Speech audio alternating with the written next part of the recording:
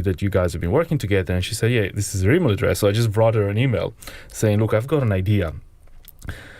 I think some of the sounds that I've been working on, could work well with some of your sounds. I've never heard anyone do this, like the idea of the Mediterranean, North African sounding stuff with the kind of stuff that you've been researching, the early African American music. And I have a feeling they would work, And and then she replied, and we somehow managed to find a date that we could get together and play some music, and discovered that it did work. And this was 5 years ago. And then somehow we didn't really manage to get together and play music again for another years, yeah. almost 4 years, because she was just launching her solo career. We were both super busy. Whenever she was off the road, she was with her family in Ireland. So it was just impossible. I didn't have anything really big enough to offer other than let's get together and play some music and do a little gig. So it took time. It wasn't the right time. And we kind of kept in contact, and then just the right time came again 2 years ago, just over 2 years ago. Yeah. And, so we got together again and then started properly exploring these sounds. And then, of course, discovered that intuition worked, but also that there is so much more that we could do. Because, ultimately it's like I'm also trained as a pianist. I studied also classical piano as a secondary subject. She's trained as a classical singer too. So, it's not just the folky stuff. There's a whole other universe of things we can explore. So, it's great because it feels like it's a little endless what we can do together, and there's so much. But yeah, I don't know if I answered your question. You sure did. It was. It's an incredible story. It's almost. Well, there's serendipity in life, isn't it? It was serendipity. You ended up close enough to actually meet, but really. There's a lot. There's a lot. There's a lot of that stuff too. Yeah. I mean, not even just what we do, but just other parts of our life. We both have daughters named Aoife, born in May. I mean, it's just like there's some cosmic stuff going on. Yeah, lots of those kind of things. We kept kind of going, okay, this is freaking us out a little bit. The Celtic music is another great. The Celtic music itself is another great passion, and the story seems to fit with that as well. It's got a certain. Romanticism's an understatement. It's a beautiful story. There's a lot going on in your lives, and you just kind of freewheel it? Because there's been Grammy Awards. I haven't even got through half of this. You've been writing music for a ballet, joined the cast of a drama series, Nashville, musical drama series, Nashville. Is there a sense that at times like this in life, you just have to run with it? Mm-hmm. Definitely. I mean, it's just, I'm a very instinctual person, but I've been homing that instinct for the last 20 years in terms of this feels like something that we need to do, when things come in, or, this idea when I first met Francesco, when we reconnected, right? And I was getting ready to embark on this ballet. I was like, who else could I do this with but this man here, this ballet of, combining antebellum American sounds with Renaissance sounds you know what I mean? And, doing the record, it's all kind of, I listen to the record now and I'm like, oh my God, that was total pure instinct what we were doing, but we were listening. I think the older you get, the more you can hone that little sense that's like, this is the thing to do, this is what you have to do right now. So it's definitely brought in a bunch of things now that we're just kind of like holding on tight, It's wonderful. I'm just trying to work out which track to play, but I think we'll play Mama's Crying because you love it, Joe. Is that all right? That's fine. We could go anywhere from the Celtic to anything else, but I think we'll finish with that. I think it's a beautiful song. Thank you so much for coming in. Our guests, Rhiannon Giddens and Francesco Turrisi.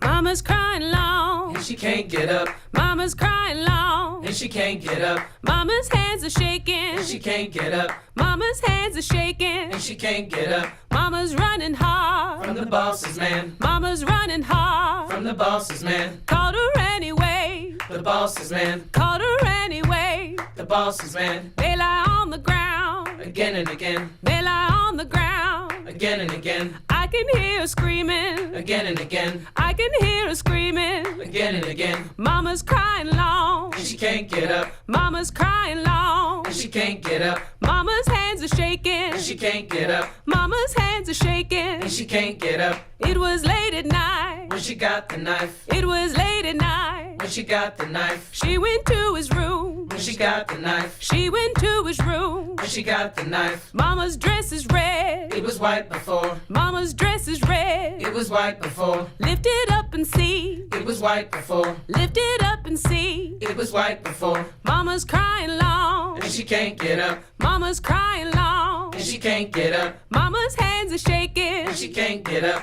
Mama's hands are shaking. and she can't get up. All the men have come. And they brought the rope, All the men have come. and they brought the rope, They came here for Mama. and they brought the rope, They came here for Mama. and they brought the rope. Mama's crying long. And she can't get up, Mama's crying long. and she can't get up, Mama's hands are shaking. and she can't get up, Mama's hands are shaking. and she can't get up, Mama's in a tree. and she can't come down, Mama's in a tree. and she won't come down, Mama's flying free. and she can't come down, Mama's flying free. and she won't come down, Mama's flying free. and she can't come down, Mama's flying free. and she won't come down, Mama's flying free. and she can't come down. Mama's flying free. The power of the storytelling and also the musicianship of our guests and the various music that they make. That was Rhiannon Giddens performing Mama's Crying Long here with Francesca Teresi performing at the New Zealand Festival of the Arts. 18 minutes to 11. Jessie Van Sharpen, good morning. Good morning. Your book is Such a Fun Age by Kylie Reid. Yes, I really, really enjoyed reading this novel. It's one that I, since I finished, I kept kind of wishing there were a few more chapters so I could get back into it.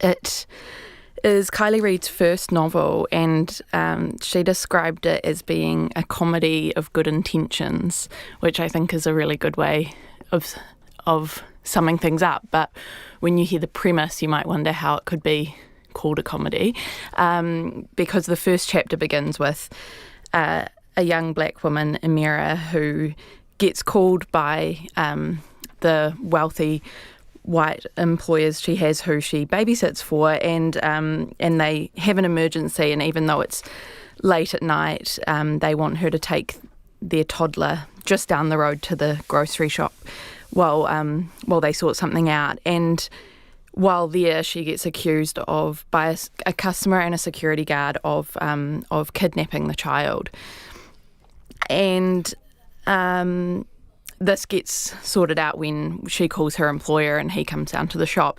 But this kind of sets off what becomes a novel that has a lot to do with larger themes like class and race, but which narrows them right down to people's everyday thoughts and pettiness. And we end up with almost a strange kind of, almost like a love triangle between Amira, the woman she works for, Alex, and the white man that Amira starts dating, who it turns out actually has some links to Alex himself.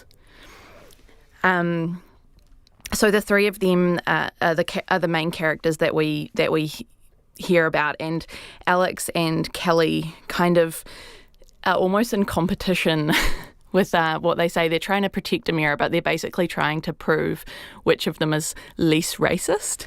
And Amira, the main character who is not white, is actually the one that's trying to get on with her life. And we find out that really what she wants is a real job with health insurance and things like that, rather than just her babysitting that she's doing. So, how would you characterise it? It's a slow burn rather than I think it's kind of drama in the plot. It actually does. It is really plot driven, but at the same time, the characters are so well described. You feel like you are completely inside both Alex and Amira's minds in such a good way, and even the way that the 2-year-old that baby sits for, who she has this lovely relationship with, even Briar, that character, is incredibly well written.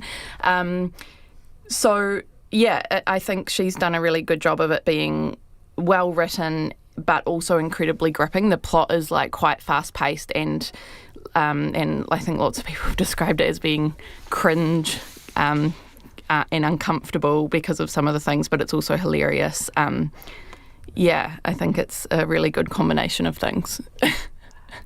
Cringe and uncomfortable and hilarious quite often go together. Yeah, exactly. But then at the same time, it's these larger that that a lot of people should probably think more about. And the author actually says that she wants people to have it more as a mirror than as a finger pointing kind of thing. Good stuff. Overall, it's a first novel. I think you're pretty pleased with it. Yeah, I am, and I think it's a really great first novel. I want to see what else she's. Yeah, just on that. All right, good morning, everyone. Look, I'm going to kick off with just some introductory comments from off the back of what is the last meeting of the Business Advisory Council, which Fraser Winery is the chair of. I'll make a few remarks and then hand over to him. As the last meeting, this was a chance for us to reflect on some of the achievements and work that we've done together with the Business Advisory Council. They've included the likes of the establishment of a venture capital fund, which was actually launched last night, a $300 million fund that was really plugging a gap that was identified by the Business Advisory Council in the market. We've also, off the back of our work with the council, we've established regional banking hubs. You'll remember the issue of those living in our rural communities facing a loss and closure of services. Off the back of the work we've done together, we have now seen the establishment of the trial around regional banking hubs, and again the membership of the then President of the Bankers Association has really made a difference to that initiative. There was a skills pledge, which is now established within the private sector, but we've also had government departments, IRD, corrections and MB sign up to retraining in the face of the digital transformation we're going through globally, signing up their workforces to make sure we keep ahead of those changes in the marketplace. That sits alongside a huge amount of advisory work the Business Council has done alongside us, including on vocational education and training, even right through to issues around KiwiSaver. And that work I expect will continue. My hope is to re-establish the Business Advisory Council after what is this period of hiatus while we go through the election period. It's been an incredibly successful group, very useful for me. And today, again, they proved their worth and value as we discussed COVID-19, the impact on the economy and the response by the government. I'm going to hand over to Fraser, though, to speak a little to that and to share some of the feedback from the Business Advisory Council. Good. Thanks, Prime Minister. Yeah, there were three things in the terms of reference for the Prime Minister's Business Advisory Council, and that was to provide free and frank advice. It was also to give some feedback on policies that affect business and to develop stronger relationships between the broad range of representatives in the business community in our group. That covers everything from crayfish to rockets and essential services and banking. And all three of those things, I think, have been well advanced. The Prime Minister's covered off several of the key things that we've been able to influence, and we're also reflecting now on if it were to be reconstituted, some of the approaches we might be able to take in that, so we can sharpen the terms of reference and build on this model, which has been very helpful from, I think, the members of the Business Advisory Council's perspective as well. Can you just tell us the Prime Minister said that you discussed today Can you give us a bit of an Well, the great thing with the range of business interests in small, large, export, domestic, infrastructure and even hospitality, tourism of the representation on the Business Advisory Council, there's quite different pockets in different sectors, and certain regions and certain sectors are getting hit quite hard, and we can see that domestically. Some of that's because of human behaviour, just not wanting to gather in places or fly overseas. Some of it's because there are just simply restrictions that are put in place by overseas nation states and things, and things are getting backed up on wharves. But across the board, we're seeing, so there's a few specifics, but in some areas we're seeing those supply chains pick back up again, and some good positives. And other areas are completely unaffected. So, for example, at Mercury, where I'm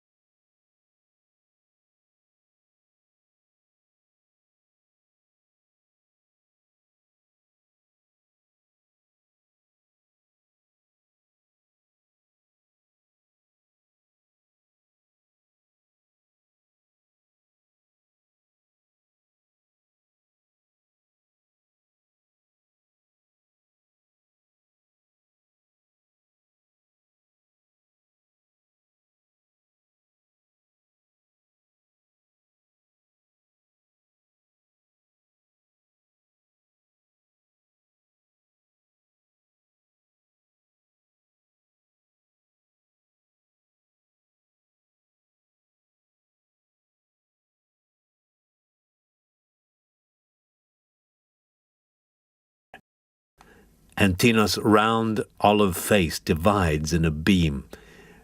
I see you have an eye for quality. It's from the estate of an elderly bookworm. Just 30. No, we say $26. Well, the price is right. So is the bonus of the elderly bookworm. And so is the pen Mark knows.